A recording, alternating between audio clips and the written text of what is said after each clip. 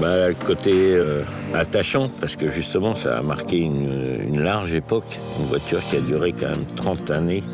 Donc ça veut dire qu'elle a traversé des générations. Chacun de maintenant a encore en mémoire quelque part une 4L. Bonjour, Jean Lecam, pilote de 4L. C'est toujours une voiture qui a marqué mon histoire quelque part. Donc, moi je suis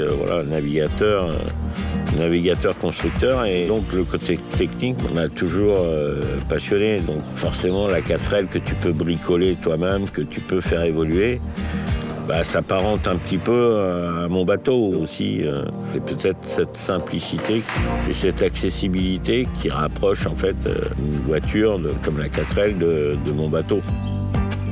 On en avait une qui était en circulation, que j'avais achetée à un copain qui habitait dans le pays Bigoudin.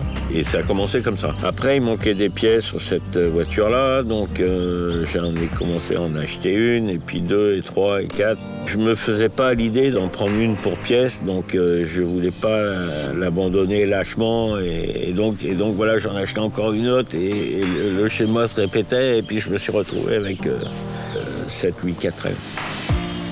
La 4L, c'était à l'origine une voiture tout-terrain. De par sa légèreté, déjà, elle pouvait aller partout.